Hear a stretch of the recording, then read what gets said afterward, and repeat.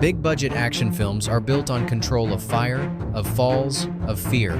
Every explosion is pre-planned, every punch choreographed, every danger carefully managed. At least, that's what we're led to believe. But behind the polished chaos on screen, there are stories of sets unraveling, egos clashing, and real danger creeping in from the edges. In some cases, the only thing more explosive than the action was the atmosphere on set. Directors were replaced mid-shoot, actors stormed off, stunt performers didn't come back, and studios, desperate to keep the illusion alive, scrambled to edit, cover, and contain what couldn't be controlled. Some of these movies became classics, others became cautionary tales, but all of them shared one thing. What happened off camera was often more dramatic, more unpredictable, and far more dangerous than anything in the final cut. In this countdown, we're not just revisiting iconic action movies, we're peeling back the veneer, we're stepping past the fireballs and into the firestorms that raged behind the scenes. These are the films that pushed too far, fractured from within, and nearly never made it out alive. Let's count down 15 action movies where the biggest explosions happened after the director yelled cut. Fact has shown: Mad Max, Fury Road, 2015. On screen, Fury Road is pure momentum. Vehicles roar, sandstorms rage, and survival feels elemental. But the real battle wasn't between Max and Immortan Joe. It was between the actors themselves. Tom Hardy and Charlize Theron were at odds from the beginning. Hardy was known to be intense, unpredictable. Theron demanded discipline and clarity. That clash of temperaments quickly turned personal. Theron reportedly requested a producer be present during shared scenes just to keep things civil. Hardy later acknowledged he was difficult. At the time, though, there was no apology, just rising tension under the desert Sunday. The production dragged through unforgiving heat and endless retakes. Crew members described the atmosphere as toxic. And yet, paradoxically, the hostility bled into the characters, giving Max and Furiosa's dynamic an edge that felt impossibly real. When the film swept the Oscars, many celebrated the vision. Few realized it had been forged in mutual resentment and emotional exhaustion. And if this sandstorm felt suffocating, the next production took place thousands of feet above ground, with danger hiding in thin air. Fact 2. Cliffhanger. Etusinde og 993. Few films captured the sheer vertigo of danger like Cliffhanger. What audiences didn't see was how close that danger came to derailing the film entirely. Shot in the icy Dolomites, the production faced treacherous conditions from the first day. One signature stunt, a daring aerial transfer between planes, nearly ended in disaster due to sudden wind shifts. Then came the financial collapse. Carolco Pictures, the studio behind the film, was bleeding money. Halfway through production, budgets were slashed. Elaborate sequences were shelved. The crew feared cancellation. Sylvester Stallone, unwilling to let it all fall apart, put up his own money to keep the cameras rolling. He restructured scenes, rewrote dialogue, and streamlined the action sometimes overnight. The final product feels seamless, but behind every snow-covered shot was a production struggling to hold its footing. Next, a moment so dangerous, so real, it cost a stuntman his life, though the footage remained in the final cut. Fact hash 3, 36, 2002. Vin Diesel brought attitude. The stunts brought danger. But for one crew member, XXX was the last job he'd ever take. To capture a breathtaking motorbike leap off a bridge, stuntman Harry O'Connor was brought in. The first attempt was flawless. The bike soared, the landing was clean, the shot made it into the movie. The second attempt never should have happened. O'Connor miscalculated the timing by mere seconds. His body struck a bridge pillar at full speed.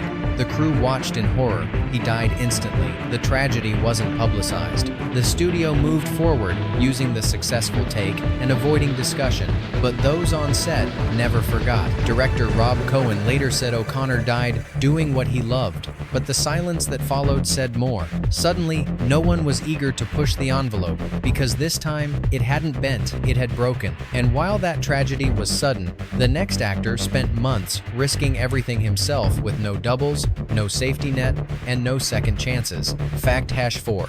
Mission: Impossible 2, 2000. Tom Cruise didn't just act in Mission Impossible 2, he challenged death, and not just once, The opening cliff-climbing sequence wasn't fake. Cruise insisted on performing the stunt himself, clinging to a vertical red rock face in Utah, hundreds of feet in the air, with only a barely there safety harness hidden from view. During one take, he slipped. The harness caught.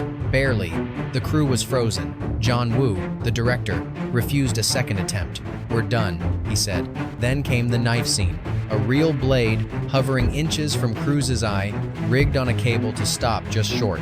A single mechanical failure would have ended everything. Paramount was reportedly furious about the risks, but Cruise had control and no intention of backing down. Every second of tension in the film, you can feel it in your bones. That's because it wasn't entirely performance. Some of it was survival. But for the next film, danger wasn't just a stunt. It was the set itself flooded, pressurized, and one wrong breath away from drowning. Fact #5. The Abyss, 1,989. No dry land, no shortcuts. Just actors submerged for hours and a director obsessed with control. James Cameron's The Abyss was shot in an abandoned nuclear reactor, converted into one of the largest underwater film sets in history. Ed Harris and Mary Elizabeth Mastrantonio spent day after day underwater, often with limited oxygen and no clear way to communicate. Harris nearly drowned during one take. Mastrantonio, forced to reshoot a CPR scene again and again, finally broke down and walked off set screaming. Crew members later described the atmosphere as psychologically punishing. They weren't exaggerating. The set became infamous. Cameron pushed everyone physically, mentally, emotionally. The result? Groundbreaking visuals, an Academy Award, and a crew that never wanted to speak about the experience again. Some films demand a lot. The Abyss nearly demanded everything, and if being underwater wasn't bad enough, the next shoot was surrounded by something even more dangerous. Cartel threats, real gunfire, and fear that never left the frame. Fact #6. Man on Fire, 2004. The violence in Man on Fire wasn't just scripted. At times, it felt like it was closing in from all sides. Tony Scott chose to shoot in the heart of Mexico City, where kidnappings and cartel violence were a very real backdrop. Almost immediately, the production drew attention, and not all of it was welcome. Threats were made, armed guards were brought in, a fixer working with the crew was assaulted, prompting a shutdown of filming. Gunshots were heard near set, locations were changed last minute. Scott fought to keep the tone gritty, raw, authentic. But tensions escalated behind the camera too, especially between Scott and producers, who wanted a safer, more sanitized version. Denzel Washington later said the fear in his eyes during key scenes wasn't acting, it was real. Man on Fire captured something honest and brutal, maybe too honest. For some on set, it stopped being a movie and started feeling like a warning. And now, from fire to water. The next film brought chaos to the surface in ways no one saw coming until it was too late. Fact #7. Waterworld, 1,995. Waterworld didn't just flirt with disaster, it stared it down for months at sea. The idea was ambitious. Shoot on open water, build an entire floating civilization, make it real. But nature had other plans. A storm leveled the massive main set early in production, sinking millions of dollars and weeks of progress in a single day. The logistics were a nightmare. Cast and crew were ferried back and forth by boat. Seasickness, exhaustion, and sunburn were constant. Equipment failed, tempers flared. At the center of the storm, figuratively and literally, was Kevin Costner. As both star and producer, he had the final say. Reports from the set described him as increasingly controlling. He clashed with the director. He ordered reshoots. He demanded changes to the script mid-shoot. The budget ballooned to a record-breaking $175 million. Studio execs panicked. The press labeled it a sinking ship before it even premiered. And yet, the movie was finished. It made its money back. But no one walked away untouched. Waterworld was never really about the ocean. It was about drowning from within. Next, a film where tragedy didn't strike in editing or finances, but in the moment, a gun was fired and something went terribly wrong. Fact #8. The Crow, 1,994. Brandon Lee was supposed to emerge from The Crow as a star. Instead, it became his tombstone. During the filming of a pivotal scene, Lee was shot with what was meant to be a harmless prop gun.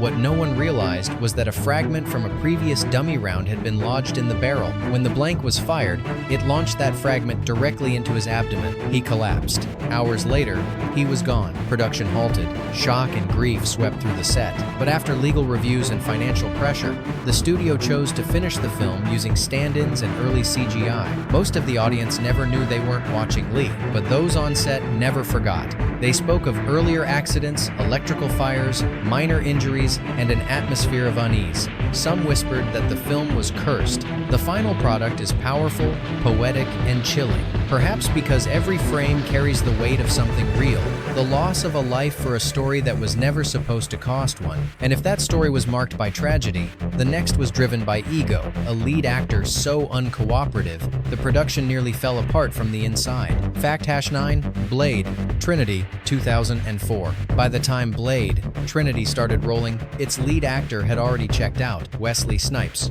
Once the driving force of the franchise, barely engaged with the production. He allegedly stayed in his trailer for hours, refused to speak directly with director David Goyer, and communicated instead through sticky notes signed "From Blade." Scenes were filmed without him. Stunt doubles and stand-ins filled in entire sequences. Co-star Ryan Reynolds described an atmosphere so tense it was hard to focus on the work.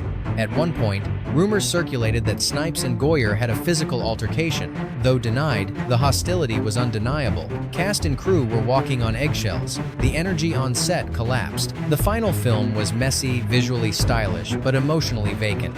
The tension bled through the screen. What was once a franchise built on charisma had become a lesson in dysfunction. And just like that, Blade was done. Next, we head to a jungle, not just in story, but in reality. A war film so plagued by madness, it nearly consumed its own creator. Fact #0, Apocalypse Now, 1979. Some films are called chaotic as a compliment. Apocalypse Now wore that label like a scar. From the outset, Francis Ford Coppola's vision of war grew out of control. Tropical storms devastated the set in the Philippines. Props were lost, schedules destroyed, the budget spiraled. Martin Sheen, already in a fragile state, suffered a heart attack during filming. Marlon Brando showed up overweight, unread, and unwilling to cooperate. Coppola rewrote massive sections of the film on set. Some days, he admitted, he didn't know what he was making anymore. He mortgaged his house. He lost weight. He lost sleep. We had access to too much money, and little by little, we went insane, he later confessed. When the movie premiered, it was hailed as genius. But behind every shot was a real breakdown, emotional, financial, and human. Apocalypse Now didn't just depict the madness of war, it became a war of its own. And the next story isn't any calmer. One actor vanished mid-shoot, and the crew had to improvise an entire film around the hole he left behind. Fact #0, The Man from UNCLE, 2015. Guy Ritchie had style, Henry Cavill had charm, but one half of The Man from UNCLE's leading duo suddenly disappeared. Armie Hammer, co-lead in the Slick Spy reboot, walked away from set during filming reportedly, due to creative differences and a dispute over the script. The absence wasn't planned, it wasn't announced, it just happened. What followed was controlled panic. Entire sequences were canceled. Cavill was forced to perform dialogue scenes alone. Ritchie scrambled to rewrite the script and salvage what he could with doubles, editing tricks, and whatever coverage already existed. Hammer eventually returned, but not without leaving a mark. The chemistry felt uneven. Moments felt stitched together. Audiences may not have noticed, but the people behind the camera knew they had narrowly avoided a much bigger collapse. And the next film didn't escape so easily. A clash between director and actor went far beyond arguments until fists reportedly flew. Fact #2, Three Kings, 1999. Tension was built into Three Kings, but it wasn't just on screen. Director David O. Russell was known for pushing actors hard. George Clooney, known for professionalism, pushed back. Their styles didn't clash, they exploded. On set, Russell's aggressive behavior toward crew members reached a boiling point. Clooney intervened. The confrontation escalated. According to some reports, it turned physical. The two were separated, but nothing really cooled down. Clooney later called it the worst experience of his professional life. Despite the chaos, the film turned out sharp, stylish, and full of bite. But the damage was done.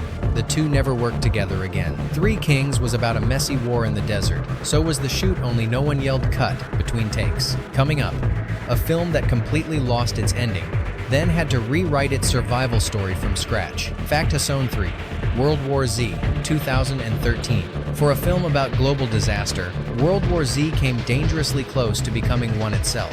The first two acts were in the can. The action was filmed across continents. Brad Pitt delivered. But there was one problem. The third act didn't work. Early screenings were a mess. The ending confused audiences. No payoff, no closure, so they hit pause and hit rewrite. Massive battle sequences set in Russia were scrapped. Writers Damon Lindelof, Drew Goddard were called in to reshape the final act from scratch. For over a month, nothing was shot. Hundreds of crew sat idle, morale sank, the budget exploded. Brad Pitt, also a producer, stayed the course. The new ending, smaller, more personal, more suspenseful, saved the film.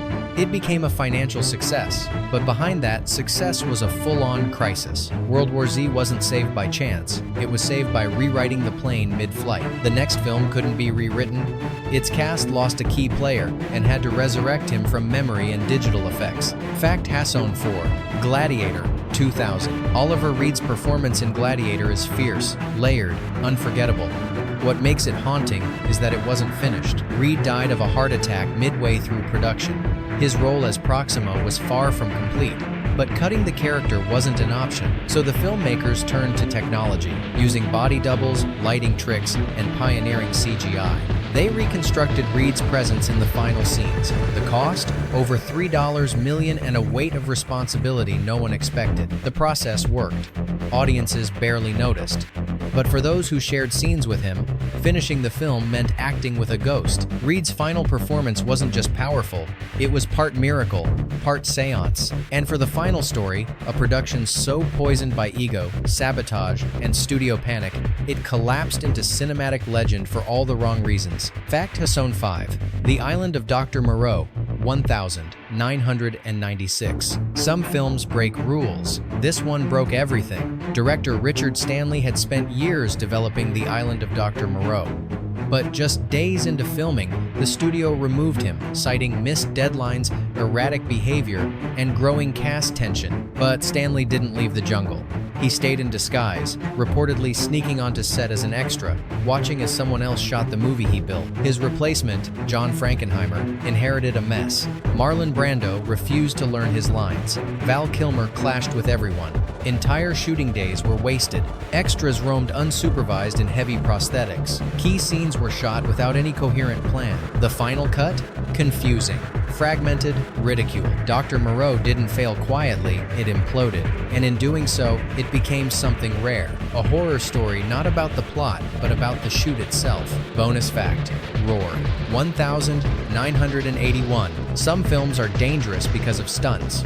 Roar was dangerous simply because it existed. Over 150 wild animals, untrained lions, tigers, leopards, and more were brought onto a single set with actors, children, and a script that dared them not to behave naturally. There were no animatronics, no cages, just chaos and a camera rolling. The injuries were almost constant. Melanie Griffith, barely a teenager, was mauled in the face. Tippi Hedren was thrown by an elephant. Director Noel Marshall was bitten repeatedly. Cinematographer Jan de Bont had his scalp torn open and needed over 200 stitches. Dozens of crew quit. Insurance refused to cover the project. The shoot dragged on for 11 years, and through it all, the cameras kept rolling, capturing moments that no sane production would ever attempt. When Roar was finally released, it barely made a dent at the box office. But what it left behind was something deeper. Proof that obsession, however well-intentioned, can become recklessness. There is no other film like Roar, and that's probably a good thing. Now you know what happens when the explosions aren't just effects, when the danger, the blood, and the screaming don't end when someone yells cut. So we want to hear from you. Which of these films shocked you the most? Do you admire the dedication or question the line between art and recklessness? Tell us. When does filmmaking stop being brave and start becoming madness?